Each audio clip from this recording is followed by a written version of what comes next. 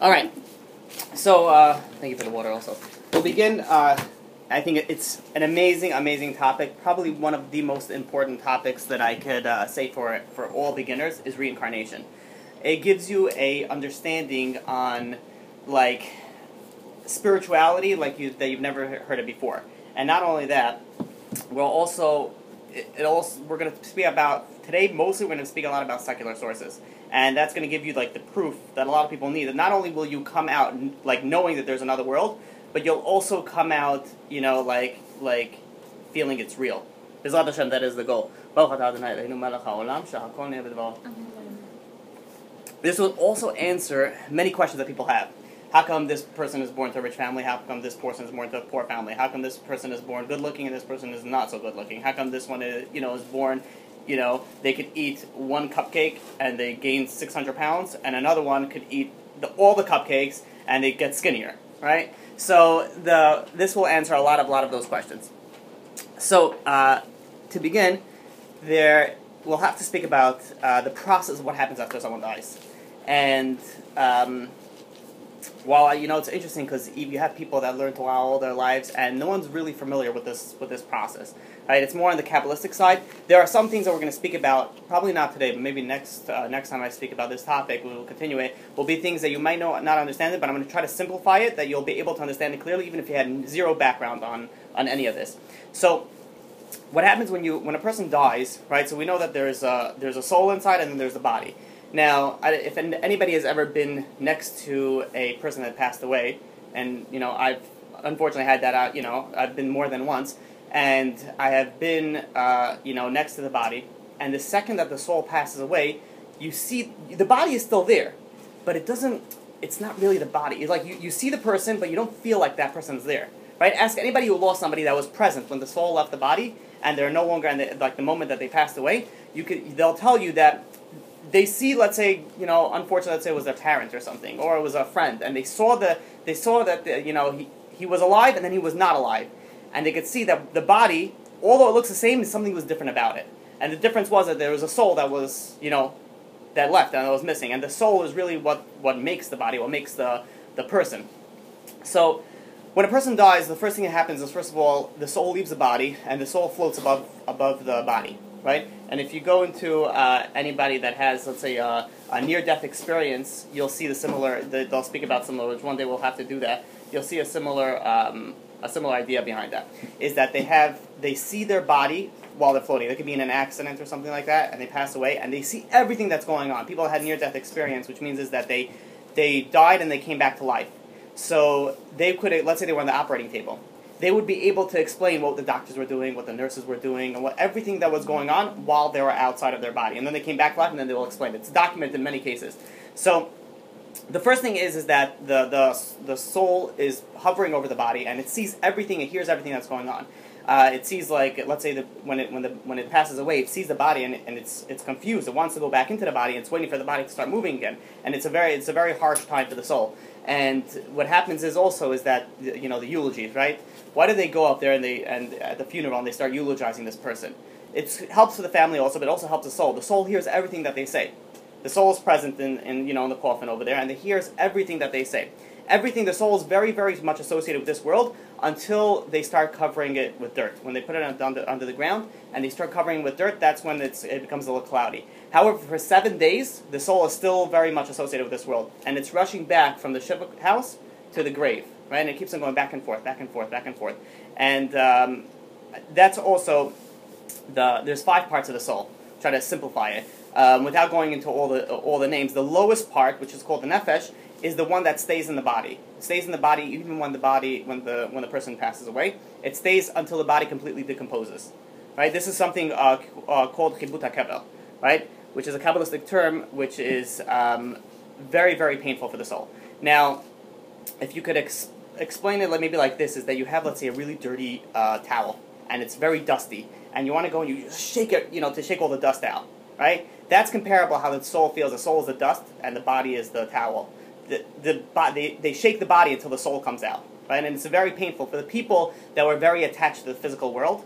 They have it more painful. The righteous people that weren't attached to the physical world, they have it less painful. And it's more of an easier transition.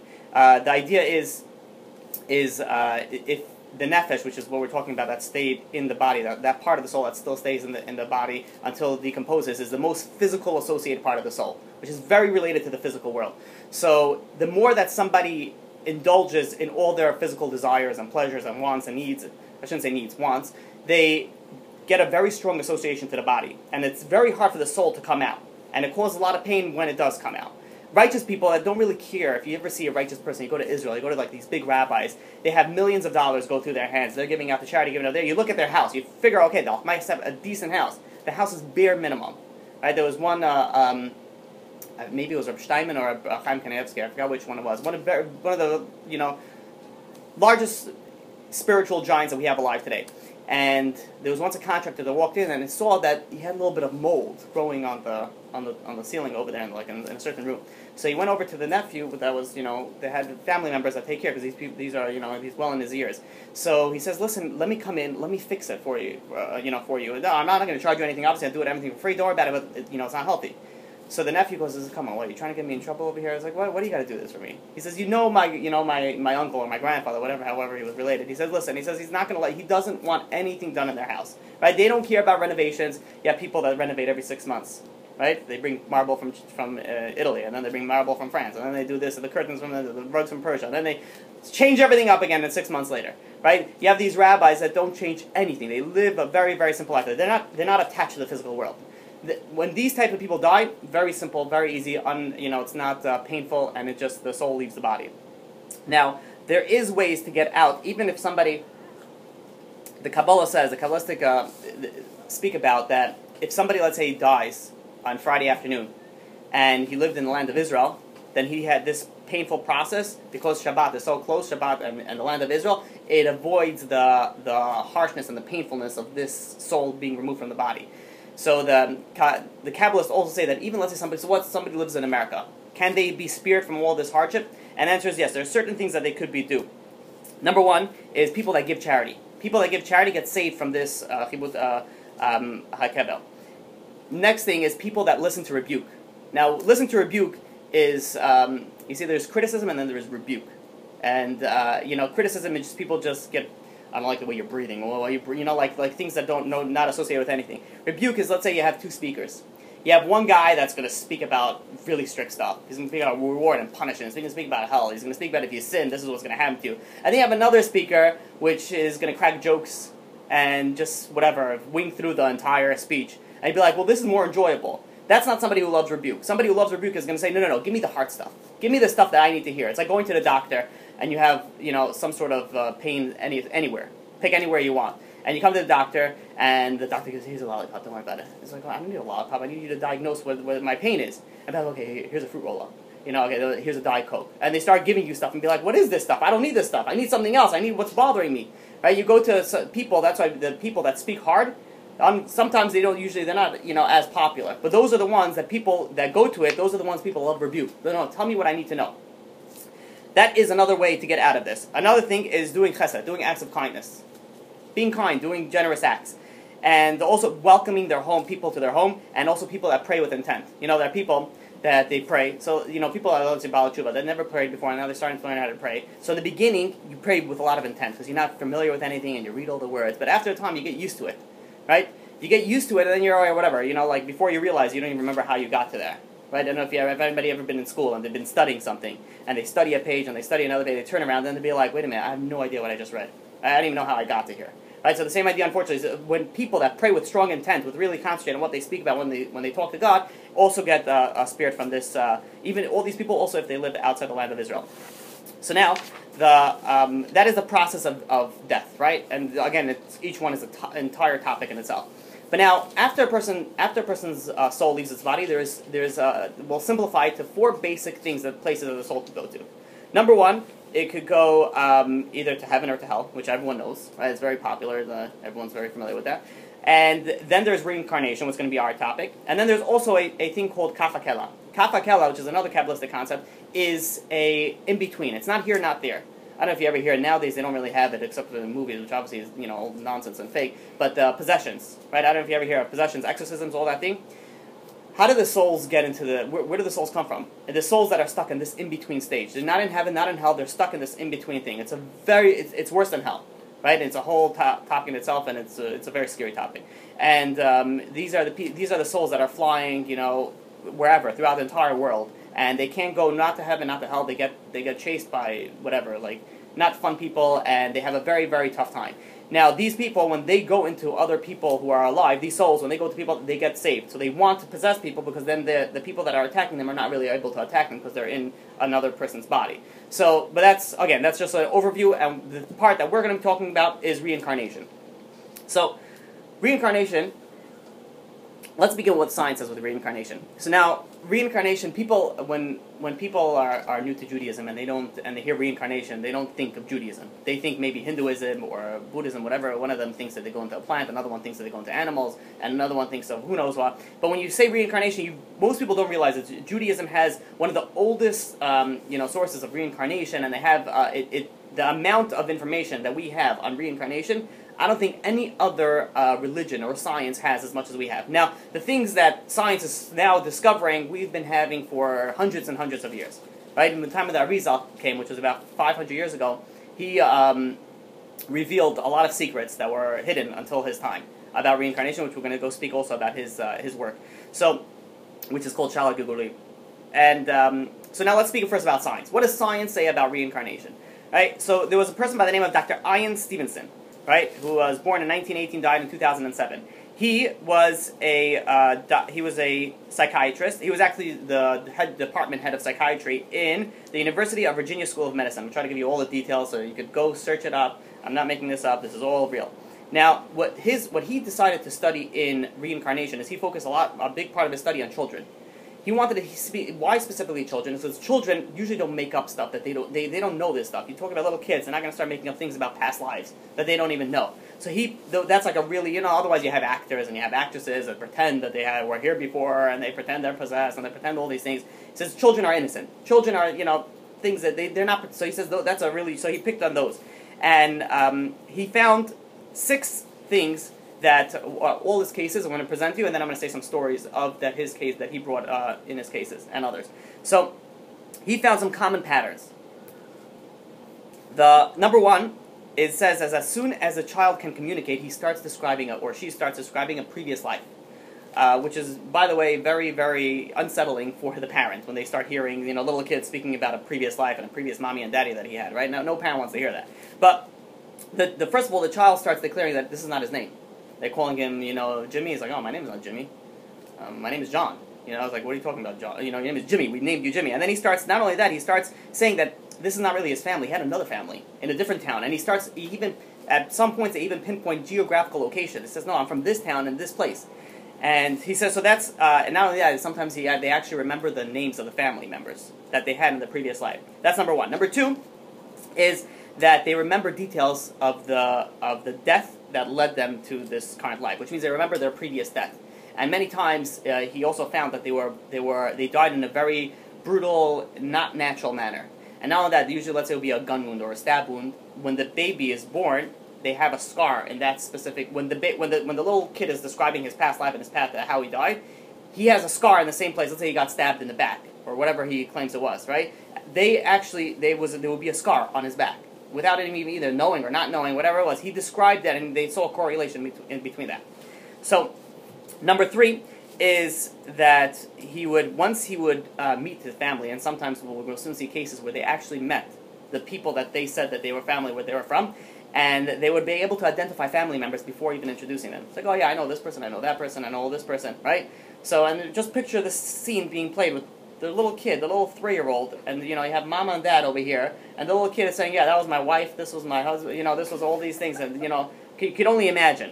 So now, number 4 is probably one of the most important ones, I think, is personality traits. They see that the personality traits, and this is what the Torah has been saying for years, right? Now all of a sudden science is coming that they've seen this, is that the personality traits are the same personality traits that they had in the previous life, they have in this life also. And not only that, also personal preferences. They like this type of food, they like this type of whatever it was, ideology, they kept into that. And habits also. And he said something also very interesting that we also know from the Torah, is that gender usually stays the same. He said, he brought a statistic, 90% of Dr. Stevenson's cases, they returned in the same gender that they died.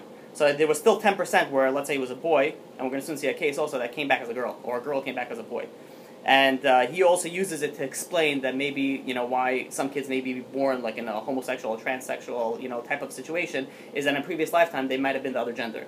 And, sometimes little kids identify themselves as a little boy, but he identifies them as a little girl. He dresses up in his mommy's makeup and he wears his high heels and he prounces around, right? And then it stops getting funny when he's 16 and he's still doing that, right? So they correlate, at least he was trying to correlate, is that it was related to something that he, a previous life. It's impossible that it was was one time he was a opposite gender.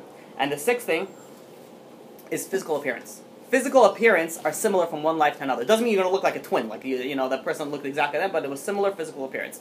So the first story is and by the way, all this secular. We didn't even get to nothing Judaism. Now when I say secular, I'm talking about non-Jewish sources, right? You go and you search all these cases. You could search all of them. I'll give you the names and you can go and search it yourself. First one is James Linegar. I'm for sure pronouncing it wrong, but whatever it is. James, something with an L. Now, since he was born, he was obsessed with airplanes. And he used to always draw airplanes, and he used to have, and when he was younger, and then he used to have nightmares on airplanes. And one day, when he was 2 years old, he was only 2 years old, he started waking up, and he started screaming from a nightmare. He's screaming, airplane crash, plane on fire, little man can't get out. Right, those are the quotes. And and then he started, the parents said, okay, whatever, just a nightmare. He probably watched too many, cartoons or whatever, what they thought that it was. But then he started, describing things that, that related to World War II that there's no way that a toddler could know. For example, one time the mother was playing with the little toy airplane, and she showed this little thing on the bottom, and she said, oh, this is the bomb. This is where the bombs come out. And he's like, no, it's called a drop tank. The little kid is explaining to his mother what it is. And then one time they were watching, him and his parents were watching a documentary on the History Channel on World War II. And the narrator called the Japanese plane a Zero. And he's like, no, it's not a Zero, it's called a Tony. A little kid correcting a narrator, right? And they did research and they found out that both of them he was correct. Right? So how is it possible this kid has all this information? So after his nightmares started, his previous life started getting more, he started giving more information to his parents. And he was able to tell the details, he was able to tell his previous name. And his name was James Huston Jr. James Houston Jr. And he was also able to tell his ship was called Natoma. And he was able to also tell his co-pilot's name, which was Jack Larson, and where he was shot down, and where he was killed, and how he was killed, and he was able to put all these things together. So they actually went and they tracked it down. The parents went and tracked down he also said he had a sister. They tracked down his co-pilot, and the co-pilot verified all the information that, when of his, other co-pilot that he died, which is this kid. So the next story is about a kid by the name of Gus Taylor. This was a very interesting one because Gus Taylor, he said that he was his Grandpa Augie, right? One time he was, when he was 18 months old, his father was changing his diaper, and his little 18-month-old looks up to him and says, you know what, Dad? He says, when you were my age, I used to change your diaper. So, kids say the weirdest things, right? So, all right, whatever, okay, sure. But then what happened was after the grandmother passed away, which this grandfather passed away a while ago, and then the grandmother passed away recently, so they started looking at old pictures when they were younger, the grandmother and the grandfather, and as memories. And this is the first time this little toddler is looking at these pictures, and he sees a picture of when this grandfather Augie was a young guy, and he's like, oh yeah, that's me. Oh, that's my car. And he started saying, and that's when they started okay, something's going on here. And the part that when they realized that there was something serious over here is when he started saying that his grandfather, which was Augie, which was him, he said his sister was murdered, and her body was dumped into the San Francisco Bay, and nobody told a 4-year-old or whatever, how old, a 4-year-old, that his great aunt died and was murdered and thrown in the water. How did he know that? So, obviously these are all proof from the secular sources that, there is something going on over here. There was also another one, there was a kid, this was, let me see, before this is a very interesting one, is a solved murder case. There was a kid, I don't know if you're familiar with Israel, there's something called Jozim. Jozim they live in the Golan Heights near Syria, between Syria and the border of Syria and Israel. So they serve in the army, they're not Jewish, but they serve in the army, they speak fluent Hebrew, and they're very, very, affiliated with the Israeli culture. But they live all the way out there in the borders.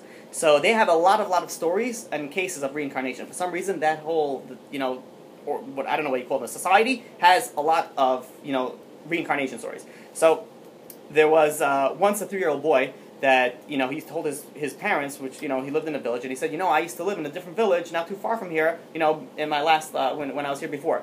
So when they started saying this a few times, they said, okay, let's test it out. He says, okay, so they went to the next village, and they told the son, he says, do you recognize anything over here? 3-year-old, this kid is a 3-year-old. And he's like, nope, I don't recognize anything over here.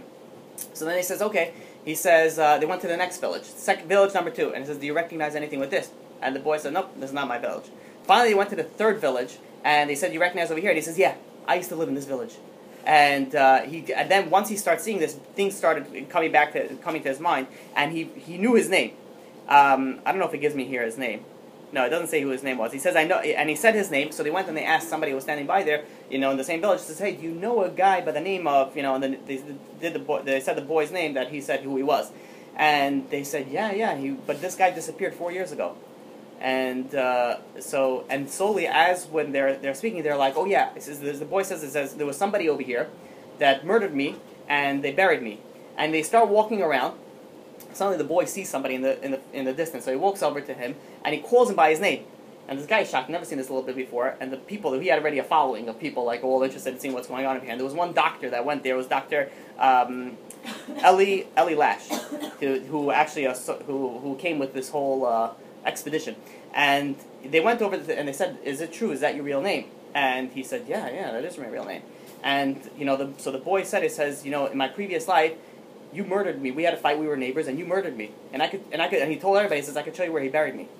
And they went, and they went together to a certain part in the woods, and they moved up some. They found, and he says, right over here is where he buried me, and right over there is where the murder weapon is. And he buried me, and he killed me with an axe.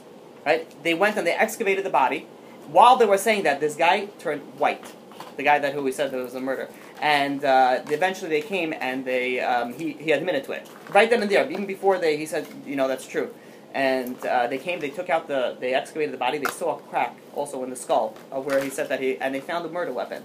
The doctor who was associated with this didn't follow up to see what they did. I don't think they brought him to the police, but they did whatever, some villages do, they deal with themselves, They don't involve, Italian mafia is one of those. They don't involve authorities. We take care of everything ourselves. Don't worry about it, right? And Druzim had the same, ideology. So, here we see, how is that possible? Here we see not only is it just stories, but he solved the murder mystery of his previous life, right? If I told you one story, fine, maybe. There are thousands and thousands of these types of stories. Go on, you search on anywhere, right? Some of them obviously are fake, but that's why the kids, how can you fake this? So here's another one. This is an interesting one. This is a little girl who was 5 years old by the name of Nicola Weter. Nicola Weter. And she, one time when she was 2, she used to play with it, and she said she used to always play with her invisible dog by the name of Muff. And eventually she goes over to her mother, and she's like, Mommy, she says, how come I'm not a boy like I used to be? And her mother's like, what? And she's like, yeah, when I remember my old mommy, her name used to be Mrs. Benson. And he says the town where she says the town where he grew up in. And, she got really nervous about that. And she started, first, obviously, the story always starts the same. Parents ignore it, but eventually when it keeps some consistency, they start looking into it. They went and they looked into it, and she said, okay, and she said where she lived. They went to the place where she said she lived. Nobody, the house, nobody named Mrs. or Mr. Benson lived there. And they were gonna, turn back and be like, obviously, she must have dreamt something. But they know what they started. Let's go look at the church registry archives, to see maybe there is something in history. They went and they saw that on July 25th, 1875, there was the John Henry Benson was born to Mr. and Mrs. Thomas Benson. And this little girl, before, she used to say, like, one time they saw a thing on TV about a railroad, accident. And whenever she saw that, she got into an extreme panic attack, and it took a very long time for the parents to calm her down. So she said that last time I died by a train accident, and they went and they found in the archives this John Henry Benson, which was who she was a reincarnation of, was born to Mr. and Mrs. Thomas Benson in 1875. At the age of 5, the father used to work at a railroad. And he also warned his son, he says, don't play near the tracks. And he eventually one time played near the tracks, and he got killed when he was 5 years old in 1875 from a train accident. So here, this was over 100, this story came out about 1980s. So you're talking about 100 years that it was a lapse between when the kid died originally and when the kid came back again. So again, these are another proof that we have over here. All these, please check up all the sources. Let's go for one more. This is an interesting one. So, first of all, let me explain that the sources that I'm giving now, the scientific proof, right? So scientific evidence is very interesting, because scientific evidence usually goes on what you can see, what you can feel, right? Let's say there's a medicine in here, I drink it, I feel better. How many cases are going to come out like that, right? So they could see and they could test what the effect of the chemicals have on the body, and they do all these certain types of tests. Over here, they haven't found a way yet to see a soul, or to know when a soul leaves to another. So what the way that the scientific evidence that's going over here is by case basis, and they see there's so many cases that are coming up, and there's some. By the way, lately this has been becoming like a hot topic in the scientific world. Right? In the past, I'd say probably 50 years, it became more interesting. So listen to this one. It was also by a psychiatrist. Ryan Hammonds, he was 4 years old when he began to imagine that he was a director, and he would be in his room. He's 4 years old, and he would scream "action!" and this little, he's playing scenes over here. And one time he wakes up in the middle of the night screaming. He's saying that his heart exploded, and and then when his mother was calming him down, this little boy, 4 years old, he holds his mother's hand. He's like, "Mama," he says, "I think I used to be somebody else." And she's like, she actually took it right away to be like, okay, well, something's going on over here. And he says, "I remember a big white house and a big swimming pool, and it was in Hollywood." And he lived in Oklahoma, right? And he pictured this entire and then he says, "I had 3 sons, and I can't remember their names." It's a 4-year-old boy telling his mother that he used to live in a different place in the country. He had 3 sons, and he's crying because he can't remember his son's name. And he says, "Mom, why can't I remember my son's name?" And she's like, I don't know, I have no idea, So she goes, and the mother's name was Cindy. So she started, being that he was in Hollywood, so she started taking him from the library. He didn't know any names. He didn't have that much clarity on who he was. So she took out things from the library of like really old Hollywood, pictures and things like that. And she stacked them, and so often they would go through it, her and her son, and many times they didn't find anything. One day, she was looking through a movie that was done in the 1930s called Night After Night. 2 men were in the center of the picture, and there were 4 men around the picture. And suddenly they're going, and he sees this little 4-year-old, his face lights up. He's like, "Oh, that's George." And so the mother's like, "Oh, George, who's George?" And then the boy starts looking around, and he's like, "That's me." He points at the little person in the corner. He's like, "That's me. I found me."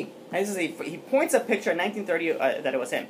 So she didn't know what to do with that. So she went over. She reached out to somebody by the name of Dr. Jim Tucker, who was also a psychiatry professor at UVA Medical Center. He was been studying for 15 years cases like this of children that had past life memories and reincarnation. And let me just give you, he had statistics that I want to just share with you before we continue with the story. He said 60% of the children who claimed past life memories were male, right? Which we're soon going to see is so strongly related to what the Torah says. 70% of the children died violent or unnatural death. And he said 90%, again, like we said before, the same statistics, 90% of the children came back in the same gender. And the median time, the average time between the death of the previous life to the new life was about 16 months. And so he goes, and this guy, Dr. Tucker, he looked at all over these. He actually wrote a book called Return to Life. And he detailed, and he's like, look, he says it's hard to prove these types of things, but when you have so many cases, it begins the question of what's going on over here, right? Scientists don't like to believe heebie-jeebie stuff, right? Those type of scientists are the weird ones that are locked in the basement and usually, eventually end up going to locked up in a psychiatry place and usually stay over there. But the respectable scientists usually do not, deal with the paranormal.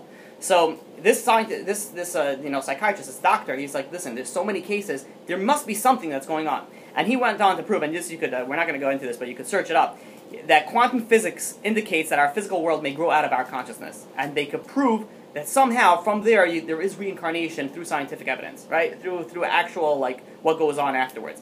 So Cindy went and she reached out to this guy, Dr. Tucker, and this to try to identify what's going on. She sent him the picture of who she said it was George, and Dr. Tucker went and he sent it over to some specialist who knew all the old movies and all the somebody who was very, very well versed in all this. I guess that's his specialty, and he he said that, yeah, that guy's name was George. His name was George Raft.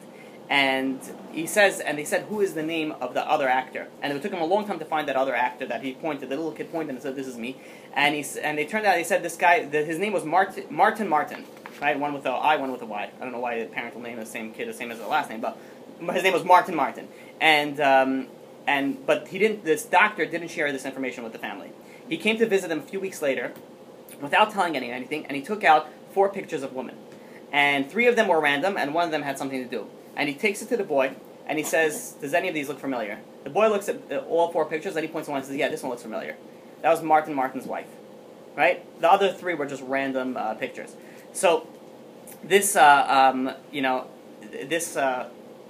Martin had actually a daughter that was still alive in California, and they went and he actually, before even they went to meet him, this little boy, he used to say things about his past life. He said he was an agent, and he used to deal with people that have fake names, which again, they use stage names, and he used to be, and then he said he used to dance, and they verified all this information with with his daughter, which was, elderly woman at that time, and she said, yeah, he used to be a Broadway dancer, and he used to be an agent for Hollywood. He used to, work with actors to give them gigs.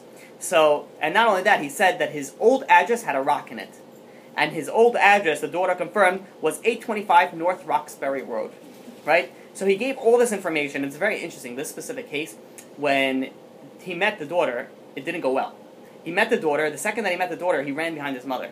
And he's like, something changed with her. I don't like this. Something changed with her, energy, he said. And it didn't go well. And he's like, I want to keep this family. He told his mother.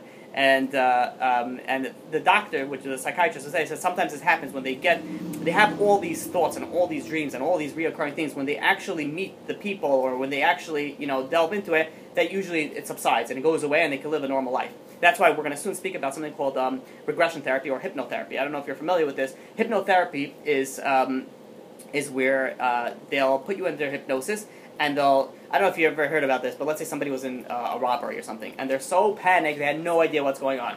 So what they'll do is that they'll hypnotize the person, because everything goes into the person's, even though they're, right, you drove here, your mind took in so much information. How many trees you passed, how many cars you passed, how many blue cars you passed, how many lights you passed. Everything takes in, but the mind, well, the way it works is it puts it on the side, because if we have all this information, you'll become little Rain Man, right? Your whole, you ever seen, they once put out a clip of how autistic kids feel, and they see, like, they hear sounds that people don't hear, and they see things that people don't see, and there's so much information, it looks like they're acting crazy, and they look like they're not acting normal, but really it's just so much information that's going on in them, they don't know how to deal with it, and that's why you hear them sometimes, they start screaming, and they start closing their ears, they start running to a corner, and they have so much overflow of information. So all this information goes in, our body, the way that it's supposed to do is it takes all the stuff that it thinks it's nonsense, and it throws it away in the recycling bin, but you can always retrieve it. So what they do is that they, in hypnotherapy, they bring the person back under hypnosis, and they say, okay, tell me what you saw on this and this thing, right? Let's say there was a bank robbery. They said, and they could bring them back, and they could, even if they didn't look at the license plate, they'll be able to figure out what the license plate was if they were just looking in the same vicinity,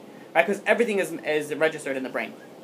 So I don't know how I got to that from here. All right, whatever it is, but we're going to speak about it soon, so it's a good thing that you know about that. So now there was another very interesting story. There was a person by the name of Dr. Brian Weiss, who wrote a book called Many Lives, Many Masters, about reincarnation. He was a psychiatrist, and he was a chief of psychiatry. Now, when I say not all of these cases, I don't know if you realize, they're not just, somebody who just graduated medical school and, calls himself a doctor and he starts writing books, right? About 2 or 3 of these people were the chief psychiatrists, right? The chief psychiatrist means that you have a bunch of psychiatrists in the hospital, and then you have one guy who's in charge of all of them, right? You have a chief anesthesiologist, you have a chief psychiatrist, you have a chief of everything, right? So we're talking about right now the big ones, right? I'm not talking about somebody who decided they want to write a book because they had a few dreams. So this was a story about a woman by the name of Catherine. He brings so much information, right? Which is, it's useless to bring all that information in. But if you do read the book, you'll read about everything about her, But I'll tell you the things that you need to know. Otherwise, we'll be stuck on the story for 20 minutes. So this was a story about Catherine, who came from a Catholic family in Massachusetts. She had a older brother, 3 years older than her, that had the freedom that she never had, that she always wished that she had. Then she had a younger sister that was both parents' favorite. And this is how she grew up. Now, the part that made her seek psychiatric help was she had extreme phobias. She was scared of water. She was scared of choking. She was scared of the dark. She was scared of, she couldn't take pills. She she was scared of dying. She had very weird phobias, and so much so is that in order to, she couldn't sleep at night. The way that she used to go to sleep is she used to sleep in a walk-in closet in her apartment, and even that, it would take her 2 to 3 hours of insomnia, which she wouldn't be able to sleep, and finally she fell asleep, and then she woke up again very, she suffered a lot. And, so it took her a while. He goes through a whole thing, how she didn't want to come to him, but at the end of the day, she came to this psychiatrist, Dr. Weiss, and she tells her all her problems, and he's confident that he could help her. So usually what they do is they'll give mild anxiety medication or something for depression, so sort of just to relax the symptoms so they could, talk on a conversational level. But he said, ordinarily, and this is something very important, that most doctors usually don't do that, when you give somebody antidepressant doesn't fix the problem. It masks the cause. Which means that, so there's problems and there's root of the problems. So someone has a headache. So you take some Tylenol, it takes the headache away.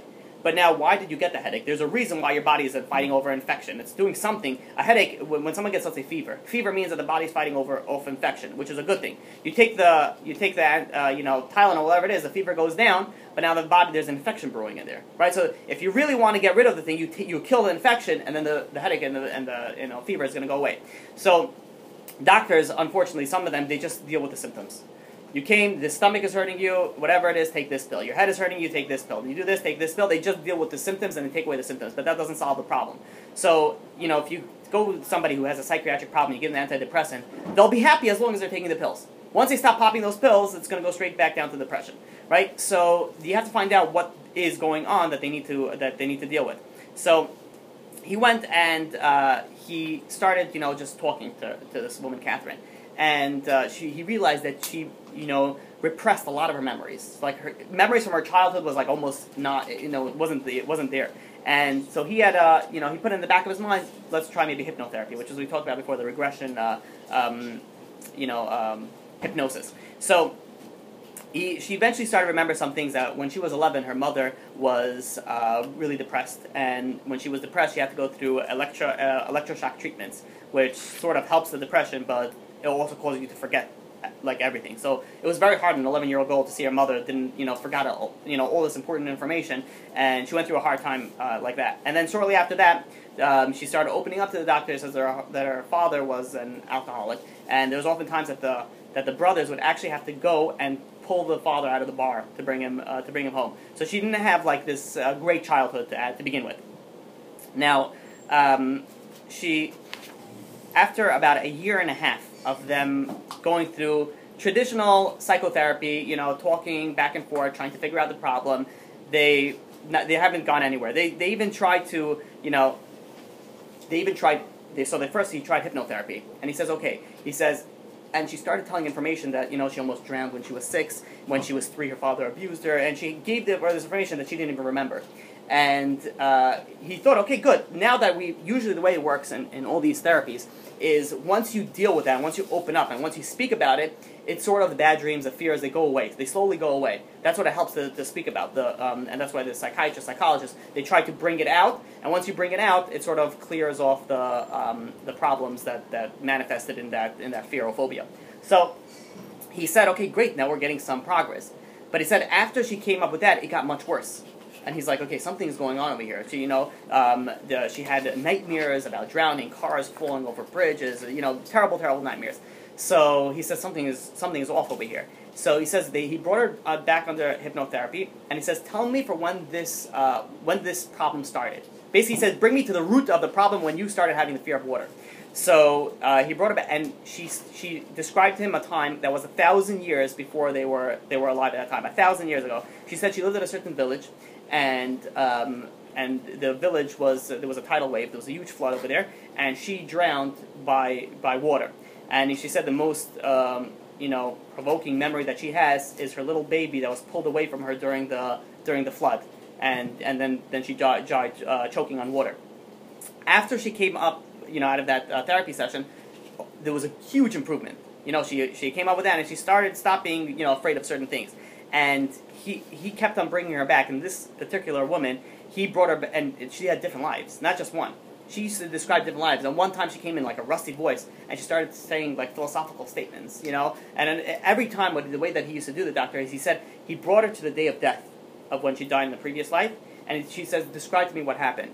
And he noticed that there's also a scientific study called the NDE, which is near death, like a near death experience. So they saw that what she said, what happens after she died in that previous life, happens, and the same things that people say that happens in near-death experience. She came out of the body, she was floating, she saw the light, you know, all those, that whole typical thing. And then while under one, this is the craziest part, is, so this Dr. Weiss happened to be a secular Jew, Jewish, but like had nothing to do with religion. So one day, like unprovoked, which means is he didn't ask her anything, he didn't ask her for any information, and she just came up and she said, you know, your father says, you know, she says, oh, your father and your son is here. She's speaking in this like trance. And he says, your father will know, you'll know that he's your father because his name is Avraham. And you also know his death was due to his heart. And then she says, your son's heart was also important because it was wired backwards like a chicken. And your son wanted to show you that medicine only goes so far. That was like the end of the quote. And Dr. Weiss was speechless. First of all, his father passed away before she came to therapy. His son passed away before she came to therapy. How did she know this information? And not only that, her father died from some sort of heart, problem. And the little kid, he had a little son that was born, died 23 years after he was born. 23 days, after he was born, because the arteries, the veins to his heart were going the wrong way. It was as if it was backwards, the heart, and the medicine couldn't save it. And Dr. Weiss, when he was a big, chief of psychiatry, he realized that medicine can only go so far. And the weirdest part is that she called him by the Jewish name Avraham. And he says, first of all, she's a Roman Catholic, right? They can't say Avraham, they'll be like, they can't pronounce certain words. It's like, how do they pronounce it perfectly? And not only that, she also, that wasn't what people called him. People called him Alvin, or Reds, by his nickname. Nobody called him Avraham, or Abraham even. So how did she know that? And so this is like another part where, and this is the scariest part, what she said. And then she said, while still in the same trance, she stated that the death satisfied his parents' death. He's talking about his own son. She's talking about his son that died when he was 23 days old. She says that the death satisfied the parents' death. And then she goes on, I'm quoting, she says, we have debts that we must be paid, said Catherine. And if we have not paid it out, these debts, we must take them into another life. Right?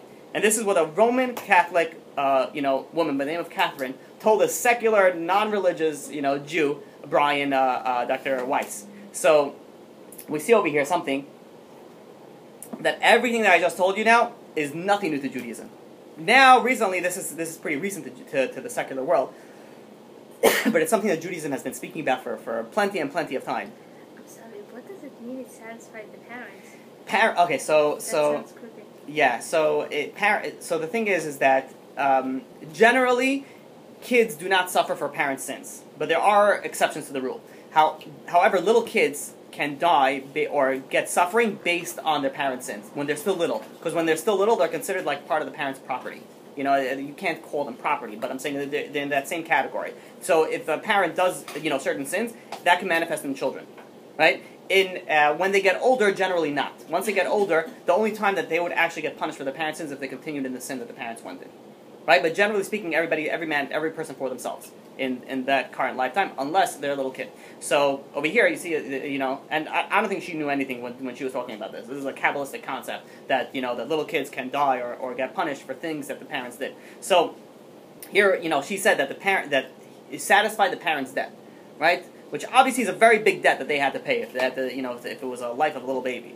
So the Baal Shem Tov, now we could say a little bit of a Jewish story.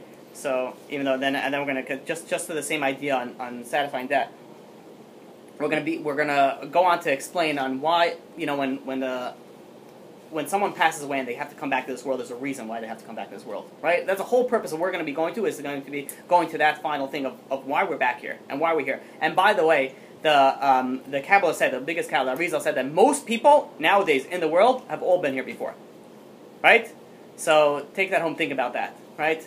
However, women is a different category. We're going to speak about that at the end of the reincarnation, probably the third class of reincarnation. This is going to be about 3 classes. Women is in a different category, so which is very interesting. So now there's a Jewish story about a really famous Hasidic master by the name of the Baal Shem Tov, right? Lived, what was that, 300 years ago. And he went to a student once, which was a big rabbi, and he sent him to a certain, you're talking about like, you know, like you have the biggest Kabbalist nowadays, times that by 1,000, you know, and that's where you're talking about maybe his level, right? Talking about somebody who could look at you and could tell you what you are in the previous life. So he goes and he tells his student, the Maggid Mizrich, and he tells him, he says, listen, go to this certain stream, and there's a certain tree, I want you to climb on the tree and just observe. So if you're a good student, when the rabbi, such a big spiritual rabbi, tells you that, you march and you go. And he climbed up the tree and he sat and he watched. And he stayed there for a short while. And suddenly there was, a soldier that came. A soldier that came. He was exhausted. He had a few bags down. He went off his horse. He put down the bags. He drank a little bit from the water, washed himself, and took a little nap. He wakes up from the nap and he goes back on the horse and he travels away, not realizing that he left a bag over there. And that bag happened to be a bag of money. Comes this little kid, skipping along, sees his bag, picks it up, and just keeps on skipping along. About 5 minutes later, an old man comes, exhausted from his travels, walking, poor, ragged clothes. He washes his face, and he lays down for a nap. And in the old days, apparently they used to sleep outside. So, without tents, right? No running water, there's no shower, they sleep on straw and whatever they had. So, when he's still sleeping, the soldier, which left some time ago, realized that he left his money. So he runs back, and he sees there's an old man sleeping there. So he starts searching all over the area for the bag of money. He sees that it's not there. So he starts kicking the old man, waking him up. He says, "Bring me my money." The old man says, "What are you talking about, money? I don't have your money." And he's like, "No, I know that you have my, I know that you have my money." He says, and he started beating him up. He started beating this old man up. And the old man says, "I don't have anything." After a while, he gave up. This old man was bruised and who knows what. And the soldier went away. The bruised old man went and kept on going on his way. So now, he looks at this whole story, and he's confused, the student, who was also a big rabbi, and he goes back to the Baal Shem Tov, the rabbi, and he says, I saw what happened, and he explains to him, this came, and this guy came, and all the story, he explained over to him, he says, well, what's going on? What happened over here?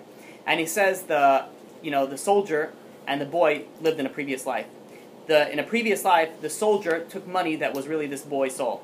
He had to come back to return it. The exact amount that was in that bag that the boy found was the amount that he took away illegally in a previous life.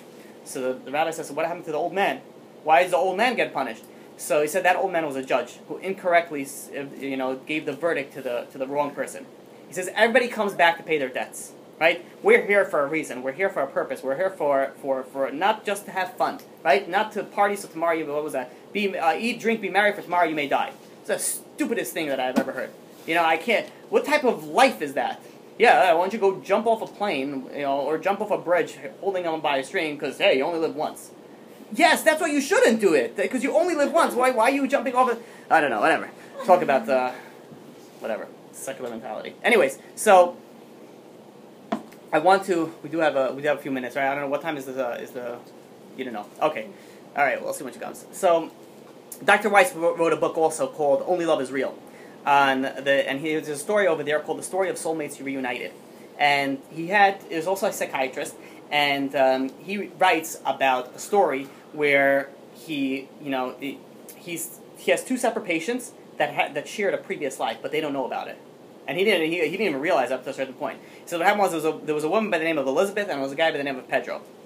Right? Elizabeth, who he says is not Jewish, remembers a previous life of being in Jerusalem, and being, seeing the golden stones and changing of the colors, and she described her previous life as once she was, she had a very close connection to her father. She loved her father. Her father had a great sense of humor. They had the father and daughter had a very, very close connection.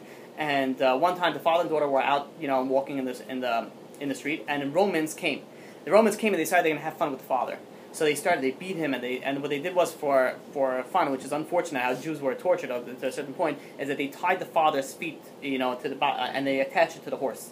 And then they hit the horse, and the father rode through all the rocks and all these things, his head banging everywhere, and blood gushing out everywhere. Eventually, when the soldiers figured they had enough fun, they untied the horse and they drove away. So, and she's saying this is her memory from her previous life. She runs over to her father. She puts her father in on her lap, and she's trying to calm him down. She's like, it's gonna be okay. And she says, Dad, I love you. And then she held her lifeless father's body in her hand. And then she says that's when she woke up from her from her hypnosis thing. And she said that she even remembered her name was Miriam. Her father's name was Eli. And he was actually a potter also. So And she never, and she goes on, she says, after she had that scene, she never recovered from that. She fell into depression, and she died very young in that life. So, several weeks later, unconnected, there's a guy that walks into his office, the same psychiatrist's office, by the name of Pedro. And Pedro has a very, similar recounting, but the psychiatrist didn't put it together. I mean, he sees, hundreds of patients, so he didn't put the two and two together. And this is the same psychiatrist that we spoke about last time, that he lost a child recently. So he wasn't really focusing on putting the two and two together. But listen to what Pedro said, his when he goes back to his previous life in hypnosis. And he goes and he says that, the one time I was in a village in Jerusalem, and, I was walking with my daughter, and, as I was walking, Romans came, and they tied my feet to this horse, and they hit it, and my body went everywhere, and, I suffered, internal bleeding and bruises everywhere, and the last thing I remember